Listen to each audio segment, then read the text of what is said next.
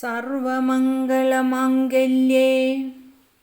ശിവേ സർവാർത്ഥസാധികേ ശരണ്യേ ത്രയംബകേ ഗൗരി നാരായണീ നമോസ്തുതേ. പുണ്യമായവയിൽ വെച്ച് ഏറ്റവും പുണ്യമായവളും അങ്ങേയറ്റം പവിത്രമായവളും നമ്മുടെ എല്ലാ ആഗ്രഹങ്ങളെയും സാധിപ്പിച്ചു തരുന്നവളും എല്ലാവർക്കും ശരണം പ്രദാനം ചെയ്യുന്നവളും മുക്കണ്ണനായ പരമശിവൻ്റെ പത്നിയായവളും അതീവ സുന്ദരിയും സർവഗുണസമ്പന്നയുമായവളും നാരായണൻ്റെ പത്നിയായവളുമായ, അതായത് ശക്തിയുടെ പാർവതീദേവിയെയും ഐശ്വര്യത്തിൻ്റെ ലക്ഷ്മീദേവിയെയും അറിവിൻ്റെ സരസ്വതീ ദേവിയെയും എല്ലാം ഒന്നായി കണ്ട് ആ പരാശക്തിയെയാണ് ഈ മന്ത്രത്തിലൂടെ പ്രാർത്ഥിക്കുന്നത്.